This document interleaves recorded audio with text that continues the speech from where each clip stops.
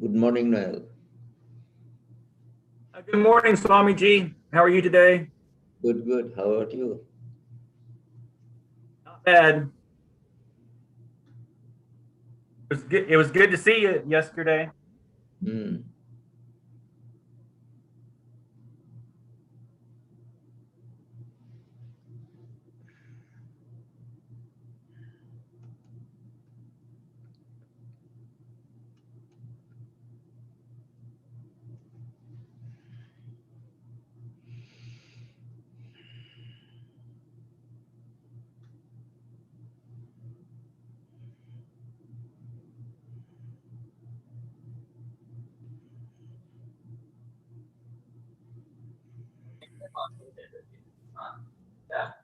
Good morning, Swamiji.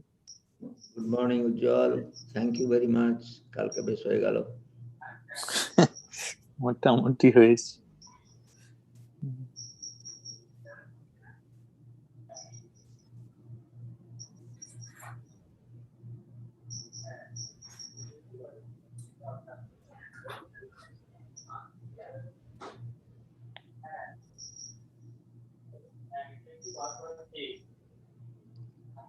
Good morning, Subhash.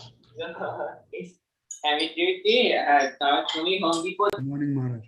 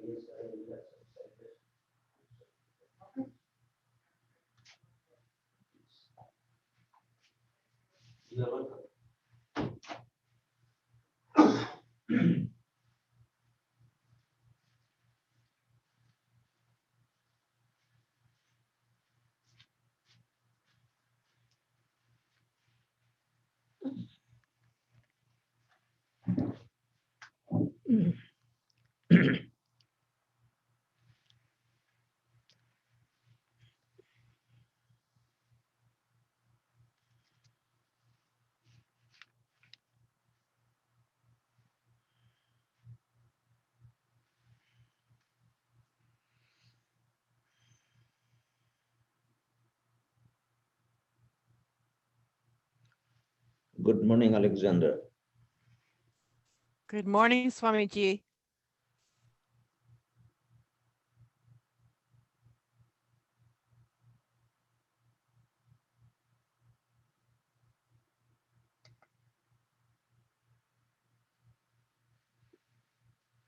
Okay, good morning, everybody. Let us start.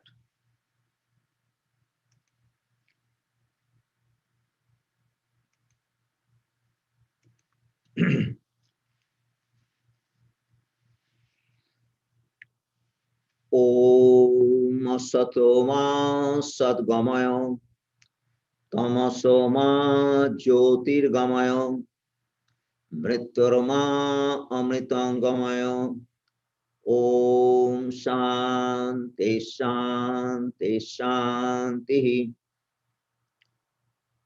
Om, lead us from the unreal to the real. Lead us from darkness to light. Lead us from death to immortality. Om, peace, peace, peace. The subject of my today's talk is the grace of the Guru.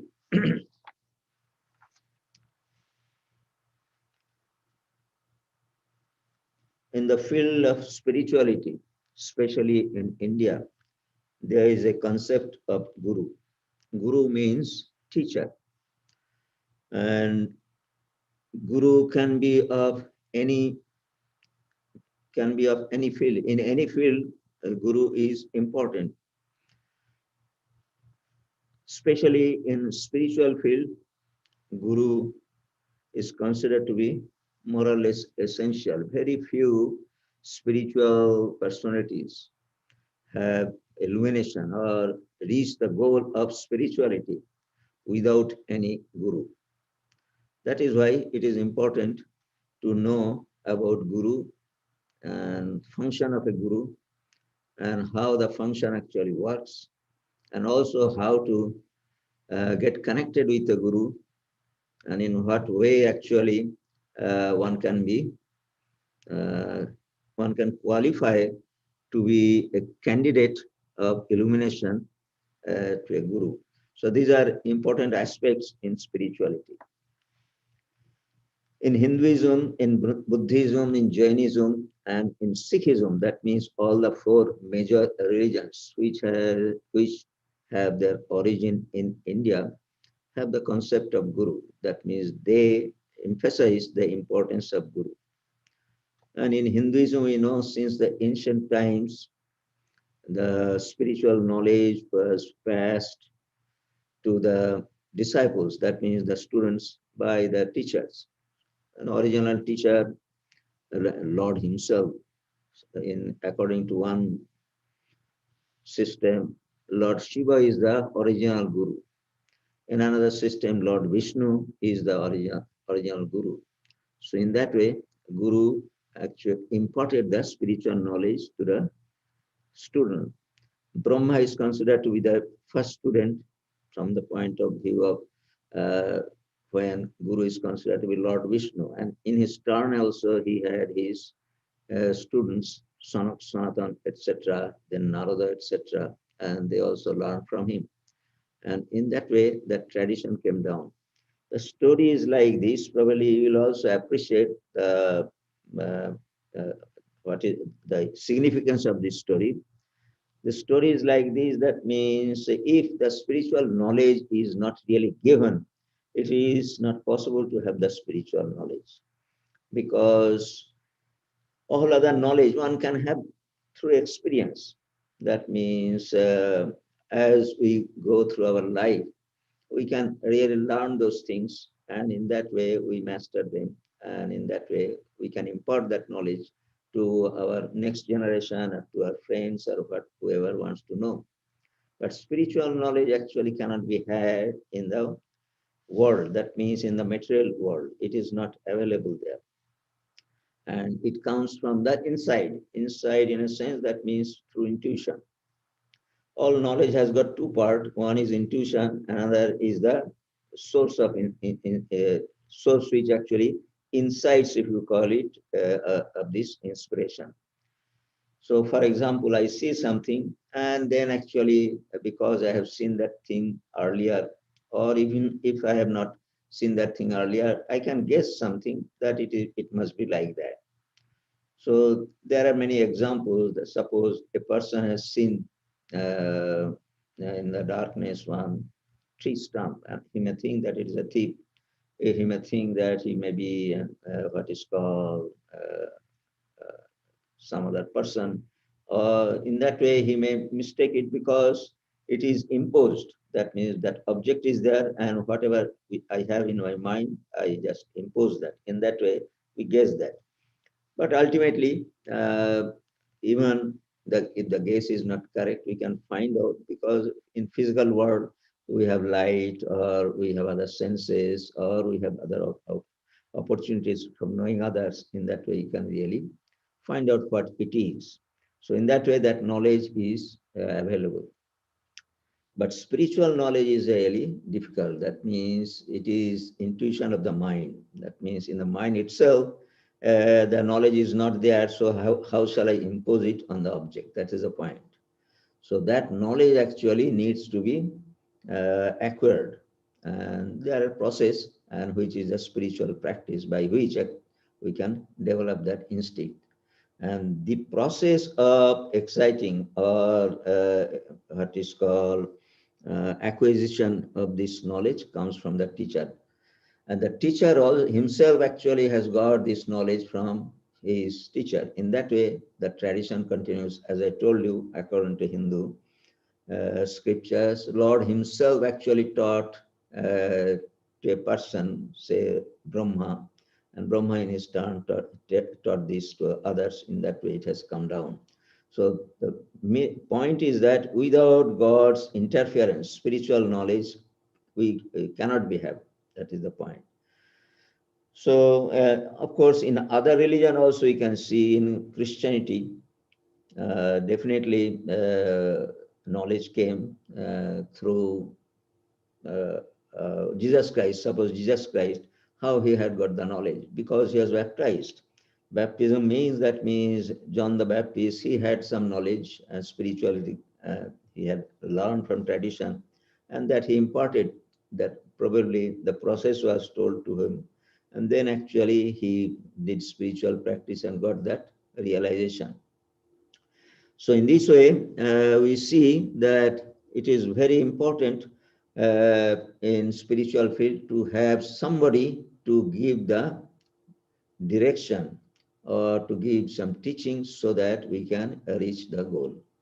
Just by reading. Nowadays, of course, we can see that there are many, many illumined persons. They have read their knowledge or their teachings, and we can read them, we can think of them, and in that way, it is possible to comprehend what is actually spirituality.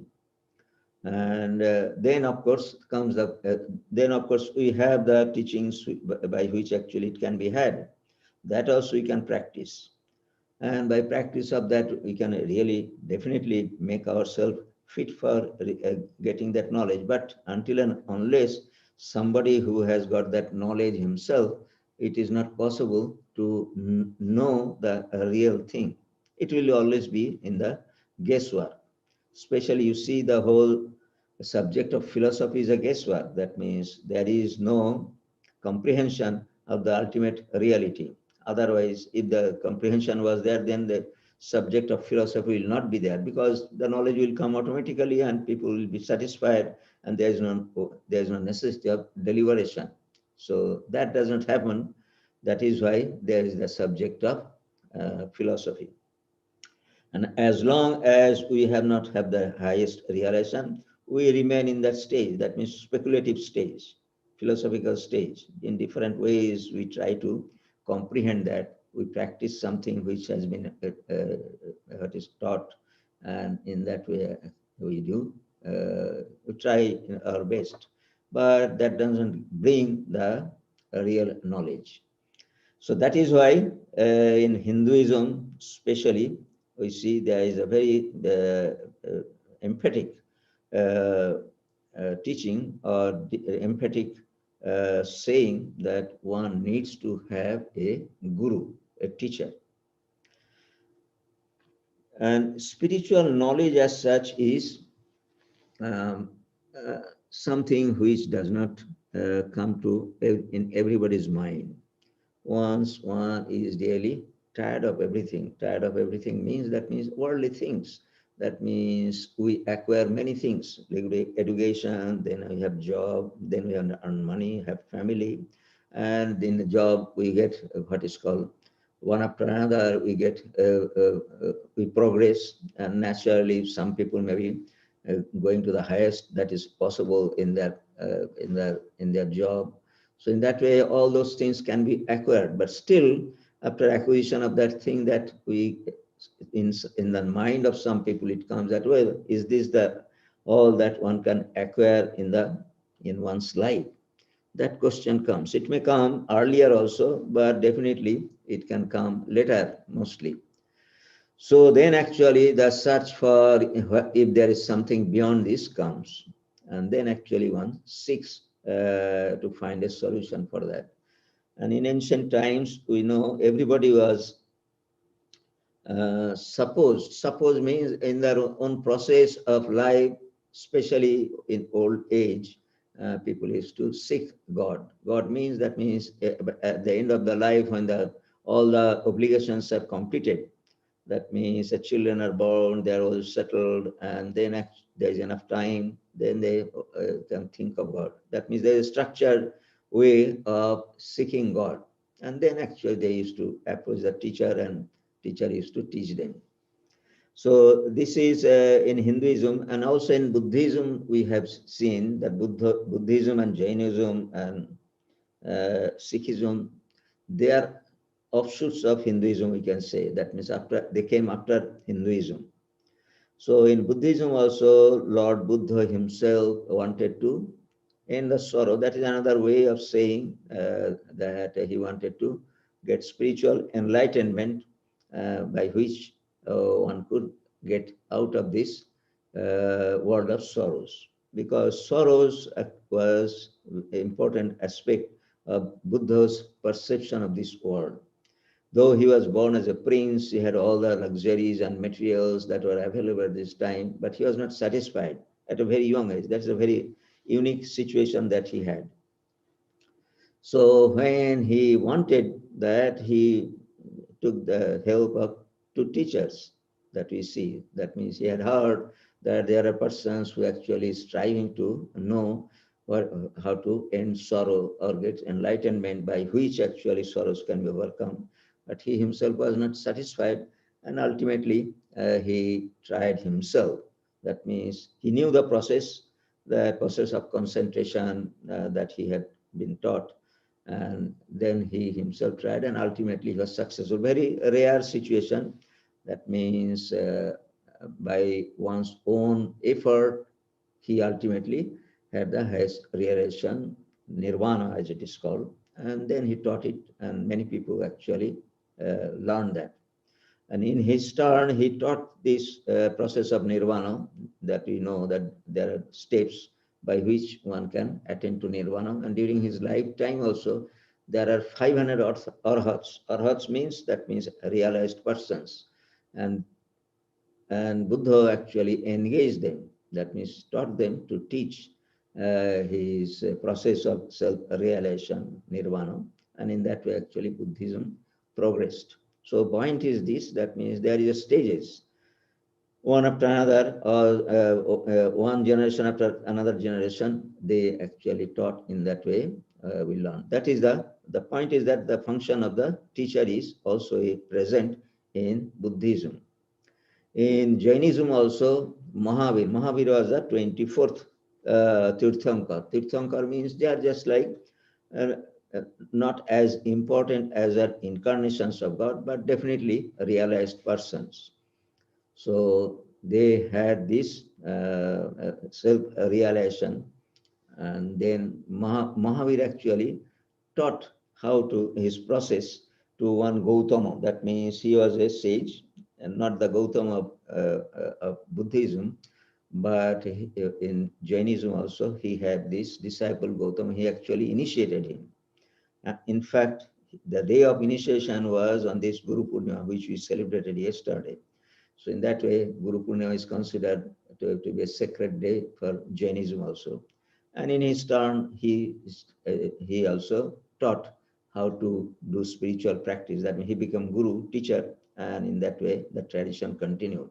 And the tradition still continues. That means in Jainism, there are munis, teachers, and people approach him, learn from him, and they do practices, intense or very austere practices in Jainism, and that in that way they give a realization. We know if those who have read the life of Mahatma Gandhi. Mahatma Gandhi, as you know, at the beginning he was not just like ordinary person. That means he was definitely a believer of God, but he was not very serious about spirituality. Of course, throughout his life also he did politics and other things, work for the country and or work for the upliftment of the people of India. So he spent whole of his life in that way. But he had some practices. That means he learned some practices and that he used to do. That means prayer meeting. Every day in the morning whenever he started a meeting, he used to have some prayer. And probably he was given some teachings by his teacher, who was Rajchandra, Srimad Rajchandra. He was a Jain householder, not a monk, householder. So, and he was a jeweler also. Jeweler means he used to deal with jewelries.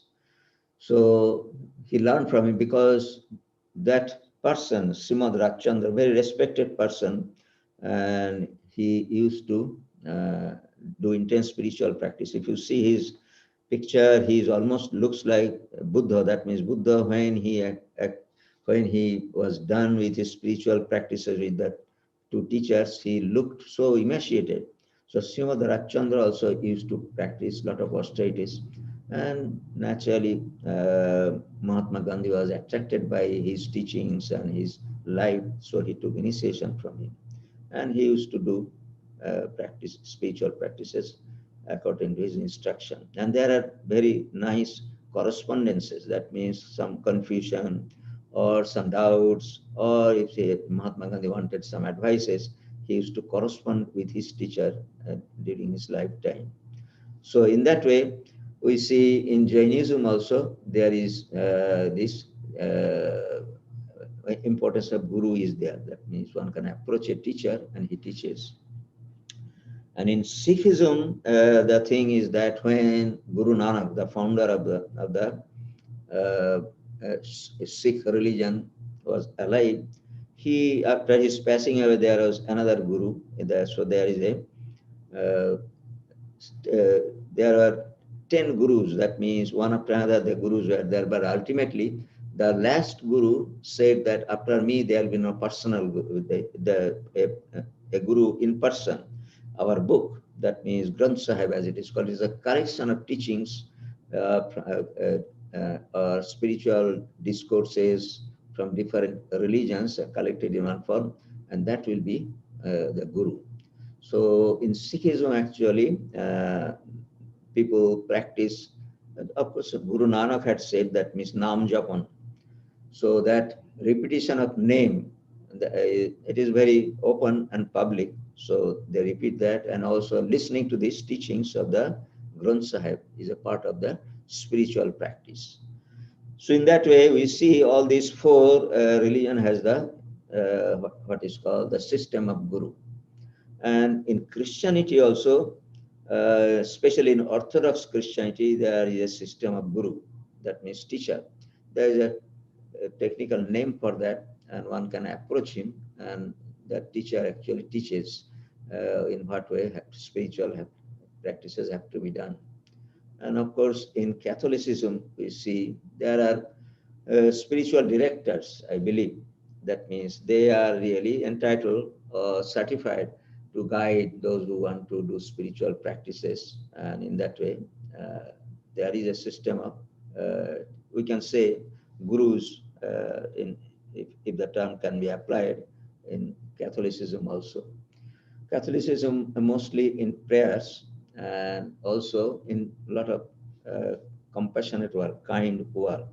So in that way, the religion is practiced. So now the necessity of guru is the point that one who is really sincere person will definitely approach a guru. And it is said in Hinduism that if you are really sincere seeker, sincere, that means you really want to approach want to have spiritual knowledge or have to have self-realization. And if you are really very eager to have that, automatically you will find one teacher. Sri Ramakrishna has given a very good example, and that example is available in the Gospel of Sri Ramakrishna. He has said that suppose a person wanted to go to a place of pilgrimage, which is in India, it is very well known, Puri. Puri is in the eastern part of India and is one of the four very, very important places of pilgrimage for Hindus. And Hindus, those who are devout, they want to visit that place at least once in a lifetime. There are four places of pilgrimage, it is one of them. So he says, Ramakrishna says that, well, somebody in ancient times, there was no what is called air connection or railway connection or road and all those things. So they had to walk to their destination or take a bullock cart or something like that. So he started from his house and he did not know where is that place of Puri.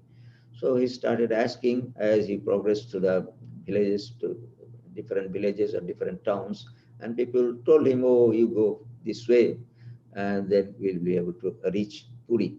So in that way, he started his journey. And definitely, all the directions that were given to him were not really accurate.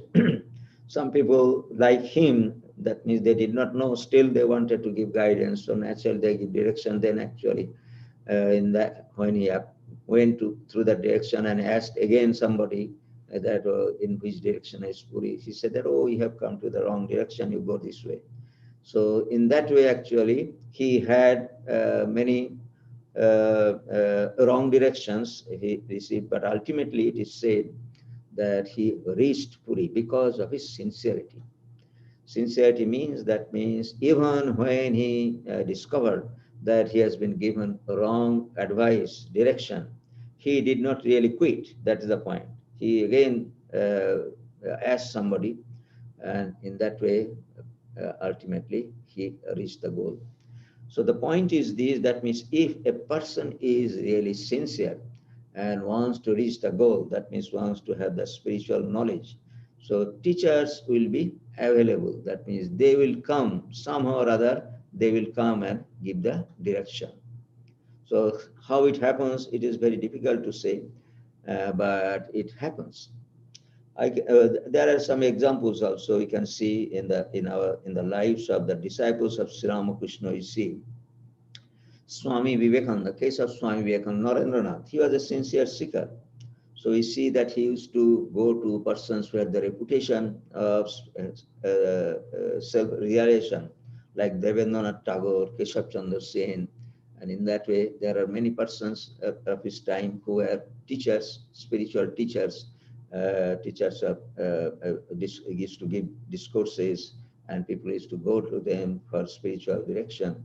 So he joined them, but his desire was not really fulfilled. Fulfilled in a sense, that means the guidances or the advices that they gave uh, really was not very satisfactory. And he, of course, he joined Brahmo Samaj. He used to join in the prayers, in their songs and their activities also. But that was not really fulfilling to him. He knew that definitely it is religious practices, but it is not really what he wanted. That means he wanted more. That means he wanted to have self-realization. So by chance, actually, he heard from one of his teachers, a school teacher. School teacher means he was a student in the, which is known as Scottish Church College, now General Assembly Institution at that time. So he actually said that if you want to know about spiritual realization, that means samadhi as it is called, trance, which Wordsworth used to have, you can go and see this person whose name is Ramakrishna, and he lives in Dakshineshwar. So you see that he was a sincere person, and by chance actually he got the direction. It was not really that he approached him for this knowledge. So he got the direction and he followed that because he was sincere. He said that, well, this person has said that many of his students, co-students, heard that, but they are not sincere, so did not really bother about who was Ramakrishna. But because of his sincerity, we see that he went. Went means there is an occasion when he was seeking to meet him, but ultimately, again, it happened in the neighborhood where he used to live. The point is that the lamp of sincerity or lamp of the desire to have the knowledge took him to the goal. That means ultimately he reached Sri Ramakrishna, and Sri Ramakrishna actually taught him, and that fully satisfied him. That is the point. There is no other way. So it is almost like this: a person seekers reaching to Puri, that means the destination. So in this way, actually, it happens. That is the point. If you are sincere, automatically, actually, you will reach your goal. That means Guru will come, and Guru is important because by your own effort, you are not able to reach your goal. So when you get the proper direction, then it becomes true. That means you reach your goal. So in the lives of the direct disciples, they are very recent. That is why I'm saying there are many, many instances in our spiritual literature how actually they had the spiritual realization. We'll find and that definitely they had got the directions from a, a realized person or spiritually much spiritually evolved person, and ultimately their life became satisfied. That means they had the self-realization themselves. So in our case, we see that we are ordinary persons, probably just like what Narendranath was in his uh, school days or college days, where when he becomes sicker, they become curious, interested in spirituality. We see that by we cannot really explain that these things actually happen because of our own effort. That means we are trying our best, but ultimately when we reach the goal, when we reach our teacher, we shall see that there are definitely certain factors which are not really designed by ourselves. That means happen by chance, something happened in that way.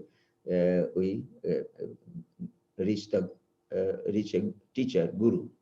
So it may happen in this way, probably your friend or maybe a neighbor, or there may be something by reading something, and you may know these things. Very recently, I had the opportunity of what is called exchanging some email with one of our fellow monk. He is a little junior to me, but definitely he's very important monk. And so just in the exchange of these emails, he said that, well, I used to read in this, he was in this country and he studied here and his PhD in computer sciences and all those things. So he came in touch with the, what is called one center, that means Chicago Center. Then also he was not really very serious about it. But from his childhood, he said that from the very beginning, he wanted to have a spiritual knowledge. That means had that desire to have progress in spirituality.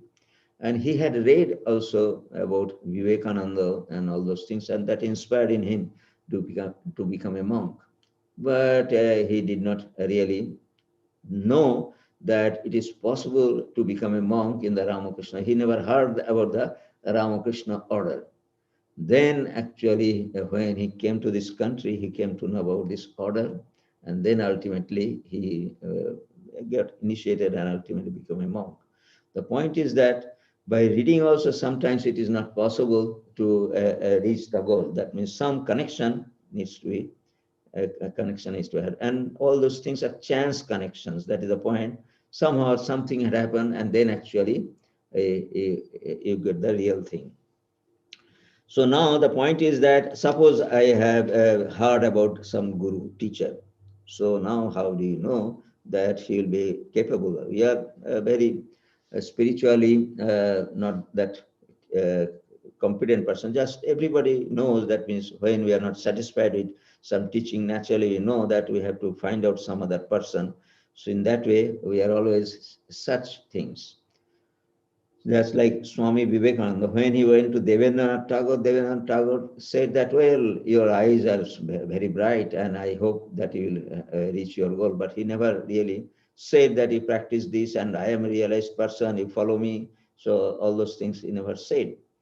So naturally that did not satisfy him. So in our case also it happens like this. That means when we know that somebody has some spiritual knowledge, we go to him. And if he says, then naturally, how do we know that this person will be able to give us spiritual knowledge or some guidances which will be helpful to us?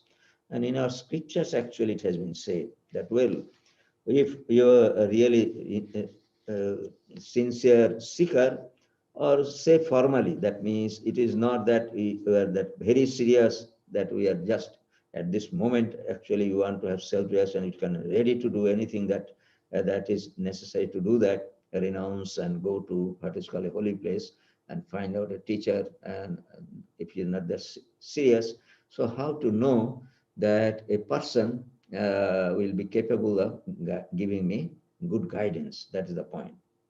So it has been said in scriptures, especially uh, in the writings of Shankaracharya. He was a great teacher. Those who are familiar with the Hindu scriptures know. So he has delineated in many places the qualifications of a good teacher. So he says that, well, one should be a person who has this knowledge of scriptures. That means it is not that he has only earned his spirituality himself, but he should have certain amount of knowledge of scriptures. Scriptures means, that means what is the goal, and how to reach it, and the different aspects or pitfalls of the spiritual practices. All those things can be had from study of the scriptures. Scriptural study also is usually done under guidance, just like we go to a college or school. So there we study books under the teacher who has himself studied that book. So study of the scriptures is also important. So a person who is well versed in scriptures is one of the candidates to be a good teacher, that means spiritual teacher. Then of course the main thing is that just by knowing the scriptures one cannot be a good teacher. So there are many learned professors of philosophy. Probably they know the scriptures, probably Bhagavad Gita, or maybe Bible, or all the spiritual scriptures that are available very well. That means they can give talks and they can debate on those things. But that doesn't make a spiritual teacher. That is the point. What are the other qualifications? The second qualification will be he has to be pure. That means his character has to be pure. Character means, that means his life will be such that there's no fault in it. Fault in a sense, that means from the point of view of the standard of living, that a relationship with other human beings should be perfect. That is the purity. Then, of course, free from lust also. Lust means, that means if somebody is really lustful, then actually he cannot be a good teacher. It is not possible. He might be a learned person, but if he is lustful, actually he cannot qualify. Because lust and spirituality are really in opposite to each other. So if a person is lustful, actually he cannot develop. In technically, actually, if you read yoga books, you will find that lust actually is the lowest point of spirituality, what is called in the spiritual diagram. That means animals have got lust. They do not have spirituality. But human beings can have lust, but human beings can overcome it. Then actually by controlling it, actually one can progress in spiritual life. So a person who has overcome lust, actually, it is possible for him to reach spirituality. So that person should be free from lust. And also he should not really desire for profit. It is sort of, that means giving and taking. So if I give something to you, so naturally I expect that you will also in return give to me something. That means money or maybe material or something else. That motive should not be there. It is out of love. That means love in this way, that fellow feeling. That means you are spiritually advanced and you enjoy spiritual life, spirituality. So if you find a seeker who is also at the same line, that means he is also seeking and wants to enjoy spirituality, he wants to progress. So out of that compassion, you can say, or fellow feeling, you can say that you want to share your knowledge. That is the best way of that is the best way of what is called as developing spirituality, or giving spirituality to others. So that aspect should be there. That is not the motivation of profit, but the motivation of sharing the knowledge for which actually another person is really struggling. You know that if you can give little help to that person, and in that way actually you share what you have, and then actually he independently practices. That is the attitude should be there. So these are the qualifications that has been delineated in our scriptures. Just in different sources, you'll find this. And also in demeanor, that he should be very calm. Calm means contemplative. That means he himself is spiritual, doing spiritual practices. That will be seen in his appearance, in his dealing, and in his probably behavior. All those things will be reflected in this calmness. That means if without calmness, that means without the control of the mind, one cannot have the self-knowledge. So the whole thing is that control of the mind, according to yoga. And of course, in other system also, what are the practices that are said, they are also ultimately leads to the calmness of the mind. That means control of the mind. Then only spiritual knowledge comes. So naturally, if a person has practiced spirituality, his demeanor will be calm and quiet. That means he is not really what is called uh, angry type, or what is called busy type, or the different. You can understand that what is calmness and what is really business like attitude. Then of course compassionate, as I told you, that means sharing thing, that is a compassion, kindness, compassion, that kind of just attitude or help. And of course finally it will be a supreme luck if he is a Nora Brahman. That means he himself is a realized person. That means he has reached the goal. If somebody is, if in somebody's life, Lord Buddha comes, suppose during his time, there are many persons who had the opportunity of having the coming in contact with Lord Buddha. So that is the supreme luck, we can say, realized person. So his instructions will be supreme. So that is a matter of luck. It doesn't happen to everybody that one will come across a teacher who is a realized person. So that is also an important aspect, that a realized person, if he is a realized person, that means he is the fittest person to teach. So in the life of Sri Ramakrishna, we see that he himself was a student in a sense. That means when he started his career of a priest, so he did just like as a professional priest. That means his elder brother died and he got the post, and he did the ritualistic worship of a temple, formal worship of a temple. But he had the sincerity, he wanted to have self-realization. That means wanted to have vision of God. And he was a village person, and there was he had heard about the spiritual seekers who had the vision of God, vision of Mother Kali, whom he actually worshipped. So he became very sincere, and in his sincerity, actually, we see that he had that self-realization. The point is that Sri Ramakrishna also had his teacher. Teacher means for the worship of the divine Mother Kali, he had to take initiation from a formal initiation from a teacher. That he was a householder teacher, but a good person. And it is important to get the mantras, as it's called, a secret practices, we call it. So from that teacher. So he got that, and then he practiced according to that teacher's teaching. But teacher himself, we do not think, or it has not been mentioned anywhere, that he was a realized person, or that he had the vision of Mother Kali. We do not know, most probably he did not have. That is why it is not mentioned. But you see, even if the teacher is not a realized person, his student can become a realized person because of the practice. The reason is this, that means the tradition that the teacher, unrealized teacher, had followed came from the source of a realized person. That means that has come down. So in that way, actually, if that is kept intact, that is the aspect of secrecy, you can say. Secrecy means, that means it has to be given in to persons who will not really change it. That is the point. Okay, keep it intact. So that is the aspect of secrecy, you can say. So naturally, spiritual instructions were appropriate, and that worked for Sri Ramakrishna, and he was successful.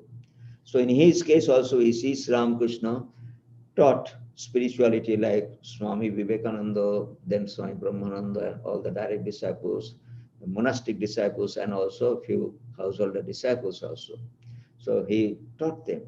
That means after his realization, naturally he knew what will be the mantra by which actually he had the self-realization. And also there are other aspects of spirituality who and after doing many spiritual practices, he became become very knowledgeable about those things. So according to the capacity or according to the nature of the disciples, he actually imparted the spiritual instructions, and that helped them, and all of them became realized persons during his lifetime. That means he had the vision of God or whatever they wanted, like Swami Vivekananda had the Nirvikalpa Samadhi, and other disciples also had their fulfillment of their desires of spirituality by following him. So this actually, the point is this, he's an example in our age of a perfect teacher. And that type of teacher, a teacher like Sri Ramakrishna, does not come very often in the history. That means after many years, actually, such persons appear in the realm of spirituality. Before him, probably Sri Chaitanya was there. Before him, probably Buddha was there, or Jesus Christ, we can say. Not in our country, but other persons were also there. And they are a special category of person, that is why you call them incarnations. That means as if God himself has come down as a human being. So in their lives also, we see that they had their teachers and they had the practice and they are in the spirituality. Not necessarily the teachers that they had were realized persons. So this is the point. That means if the teachings that has been kept perfect by the tradition, then actually that teachings, we do not know how it will work. Definitely it will work according to the capacity of the practitioner, and that will really take to the highest goal. So that is the necessity of the teacher in that way. He is a keeper of what is called the spiritual knowledge. Knowledge, that means pristine knowledge. So that is his duty, you can say, when the teacher gives that spiritual instruction to the student. Actually, it is his duty to keep that instruction intact so that he may not be successful, but when it is passed to others, he might be successful according to their capacity. It happens according to the capacity, according to the seriousness, according to the intense spiritual practice, whatever you think, success comes in that way. So, other aspect of these teachers also, we see that if some teachers are really very great, like Sri Ramakrishna, they can actually give spiritual instruction or spiritual guidance to anybody. Anybody means, that means anybody who comes to that person, he can say that, well, you practice this and you'll get illumination. So in that way, in life of Sri Ramakrishna, we see that he had this opportunity, occasion, on what is known as Kalpataru Day. So at that time, he was not really very choosy. Usually, the teacher will definitely like to test the student whether he will be able to keep the spiritual instructions properly and will follow the instruction appropriately. That he needs to, because it has to be kept appropriate. That otherwise, actually, it will be watered down, we can say. So that is being checked.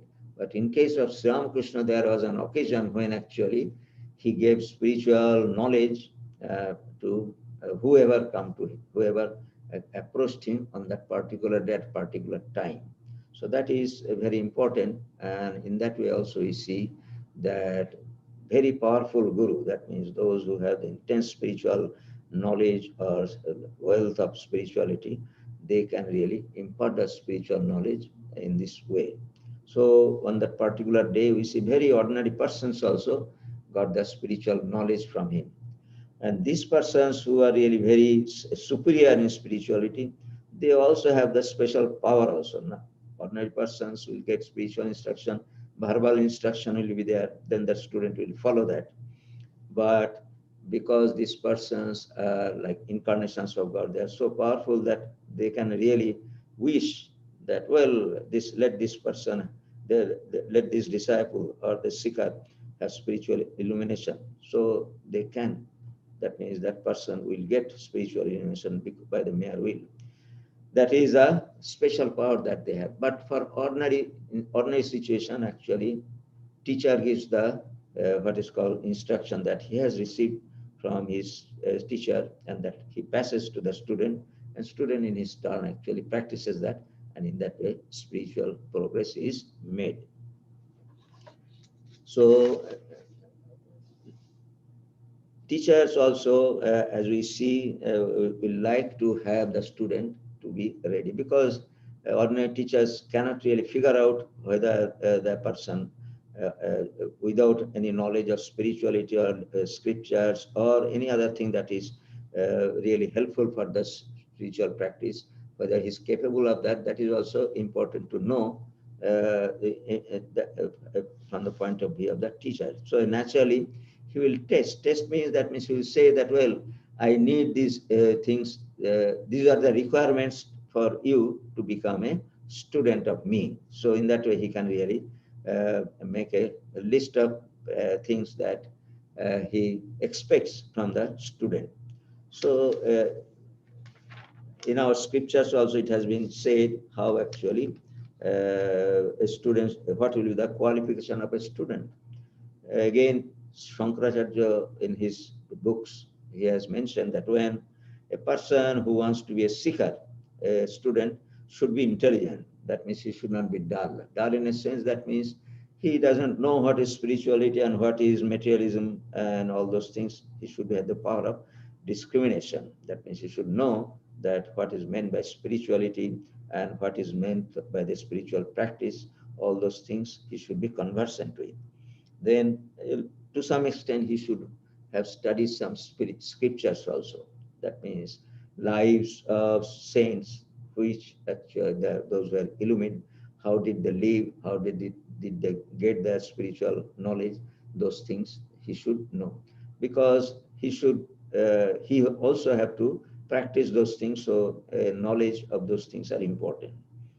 Then he should know the seriousness of the practice also. Seriousness of the practice is important in a sense. That means, well, there are many things in the life which we actually pursue seriously.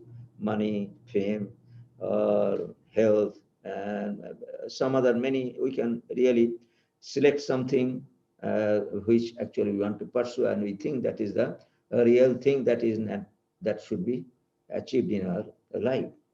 You see that there are persons who think that, well, if I go to the, what is called, in the space, and that is the goal of life, and in that way they are pursuing it.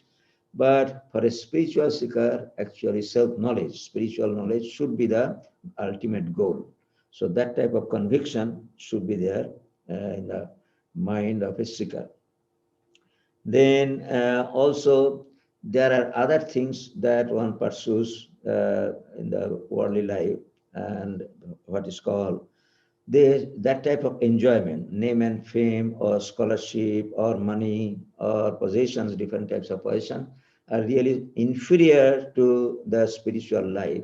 That type of impression or that type of conviction should be in the mind of a seeker. That is also important. Otherwise, you get your spiritual practices, then it will be secondary. Probably your primary will be name and fame. Then actually it will not work. That means it will be not exactly lost, but it will not be fruitful. That is the point. Then, of course, certain virtues need to be practiced. Virtues means, that means disciplines. Disciplines means, that means control of the mind. In yoga, you know, control of the mind, you have to practice meditation. So naturally, mind will go here and there. So by different practices, you have to control your mind. Because spiritual practice means ultimately control of the mind, because you are not getting something which is outside of yourself. It is already inside you. So naturally, you can discover it by your own effort, and that effort is the control of the mind. So for that, it has been said that there are stages, there are practices. That is the, you can say, secrets or methods that a teacher teaches. So those methods of control of the mind is very important. So what are these? That means mind should not react to outside stimuli. That means there are many things that are attacking, if you call it, or being coming to our mind, but we should not react to them. That means they let them pass because we do not have anything to do with those things. So in that way, one has to have that type of attitude. Other than spiritual things, actually, uh, anything that will come, we have to pay, probably we have to pay little attention for the timing, but that we should not really take them seriously. That is very important. Then, of course, endurance is also important. Endurance means if you are alone in the practice, suppose in the community or in the family or on the friend circle, naturally there will be a lot of pressure or what is called opposite type of thinking. Probably they will think you are a very eccentric person who is doing spiritual practice because you are seeking something which is not common for everybody. So you have to endure those things. That means anything which actually discourages your practices, that type of thing, if you encounter, you have to bear with them. Then, of course, teachers, once you have this teacher, actually you should have full faith in the teacher. Otherwise, actually, if you think that, oh, well, that person is like this and gave me this mantra and he's not, I don't have much respect for him. Probably that person, another person is there who is more qualified. And in that way, if we really do not pay respect to a teacher, actually it will not happen. That means respect is very important. Faith in scriptures, teacher, and also one should have self-confidence. Self-confidence means, yes, with this teaching, actually, I shall be able to reach the goal. That also is very important. Of course, ultimately, the concept of mumukshuttam, if somebody salvation according to Christianity, which is equivalent to liberation. Liberation means liberation in this life. In Hinduism, sometimes we see that we are a little bit casual about the liberation. That, oh, let us fail in this life. There is other life, so we shall, what is called, try to be serious in the other life. Let me do whatever I can do, but I'm not that serious. But in Christianity or Islam, we see that they have only one life. That is the concept. So they are really very serious about salvation. That type of seriousness one should have in spiritual life. That yes, this life I do not know whether I shall be born again as a human being also. That is not possible. And also I do not know when I shall be born again also. So all those uncertainties are there. So by thinking of those uncertainties, one should be very serious that yes, in this one life, in this life, I have come to know about the spiritual realization. I have to achieve that. Like Lord Buddha, that means he was serious to have the self-realization. So that is called mumukshuttam, longing for liberation. So if these qualifications, these are cultivable, and also many seekers by going here and they are seeking here and there already, they are really, they know all those things and to their best ability, they practice it or they are ready to practice it. Then actually what is called the teachings, when the guidances are given by the teacher, it will be successful.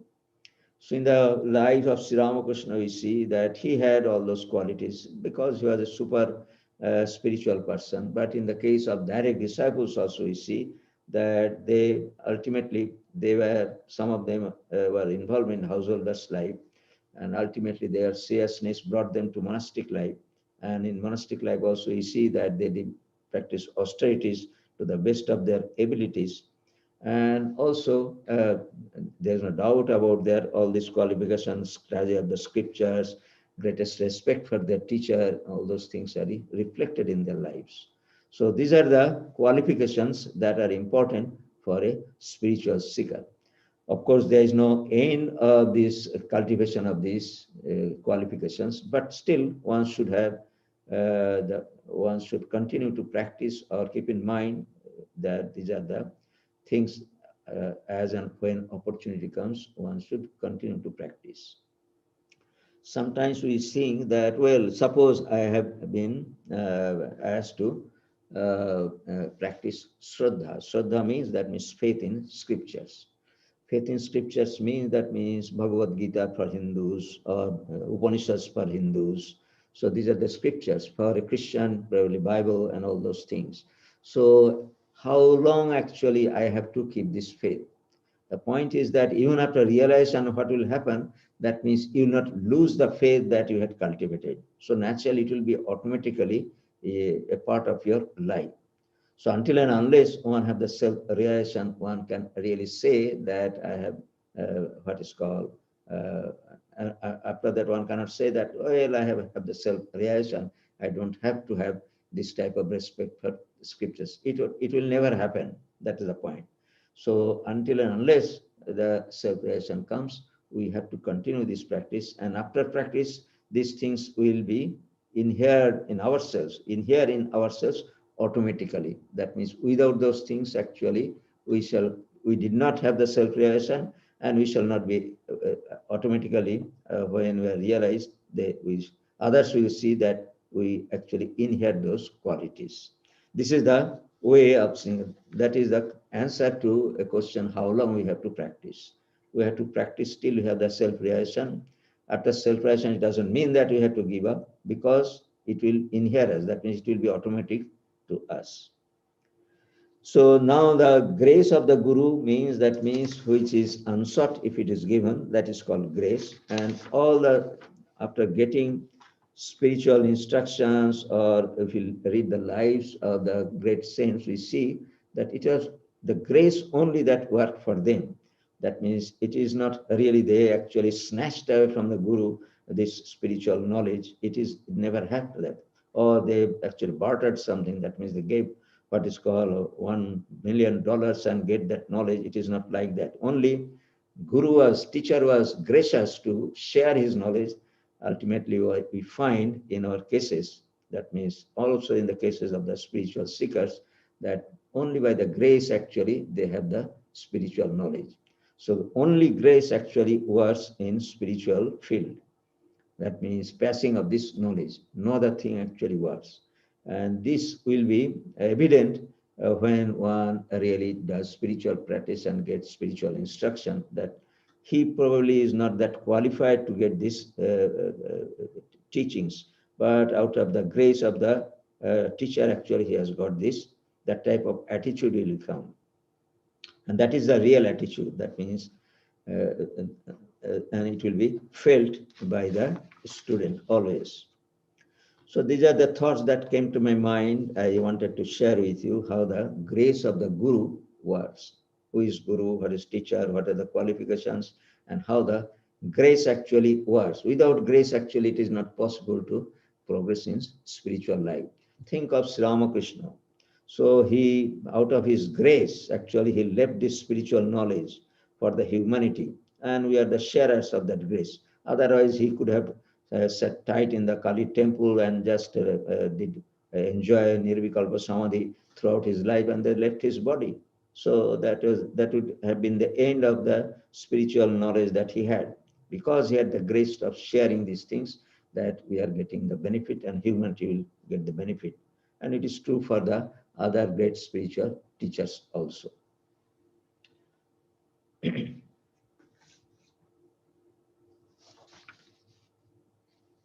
So this is the last Sunday talk that happened now. That may, and from tomorrow we are having our summer recess, and we shall open on September 11th, and on that is a Sunday, and we have invited Swami Chetananji Maharaj, who used to come during this time every year. Last 2 years he could not come. This year also he requested, but he said that he cannot come this time. But he will come on September 12th to give a talk, Sunday talk, and there will be no retreat this year. So he will give a talk on his new book, actually, Sri Ramakrishna in Pictures. That is a very beautiful book that he has produced during this pandemic situation, actually, because he was homebound or ashram bound. So he did work and produced a very beautiful book. So the subject matter of his talk also he has said Sri Ramakrishna in pictures. That that talk he'll give on September 11th on Sunday. And during this recess, our Sunday morning worship will be there. And in fact, our temple and garden will remain open every day as usual. That means from 6 o'clock to 8:30, the temple and the garden, as long as it is not dark, it will remain open. And you are most welcome to come and do meditation or walk to the garden. For that, we shall keep everything open. And Sunday worship will be there, and also daily worship also will be there. And Sunday worship, instead of at 9:30, it will be at 10 o'clock. And you are most welcome to join, because now the COVID situation has, though very serious, recently a little bit seriousness has come, but those who are vaccinated, I believe that there are no problem, and our space is quite large. So you are welcome to attend our Sunday worship, and also if you want daily worship also, because we have enough space and it will remain open. So after recess, of course, we hope to open our services in person. That means in the auditorium, we shall have our Sunday services, classes, and all those things. With when we shall have our in-person service, we shall continue our this Zoom and YouTube services also for some time, and so that those who are attending these services from a long distance, they do not lose the advantage of listening or seeing the services.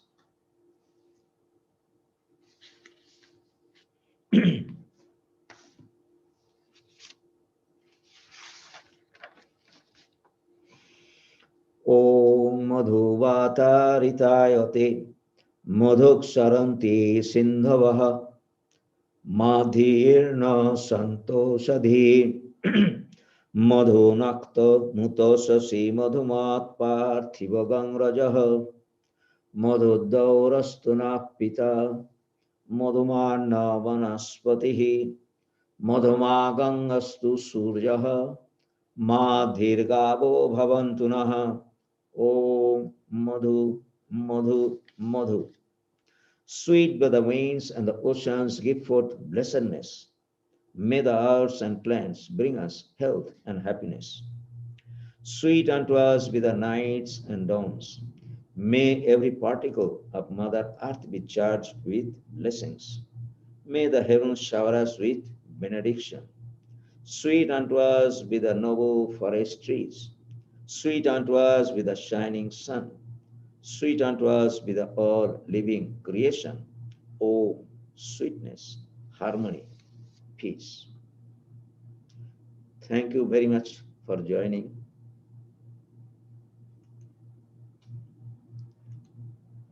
If you have any question, I shall be happy to answer. Thank you, Swamiji. Thank you very much. Thank you, Maharaj. Thank you. Thank you, Swamiji. Thank you. Yes, thank you, Swamiji. Very good talk. Very much.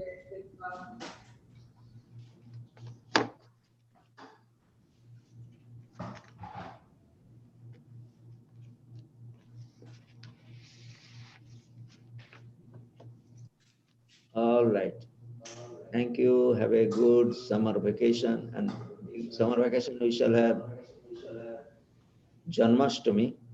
That will be on 28th of August. And we shall announce in our bulletin. There will be no problem. Okay. Goodbye.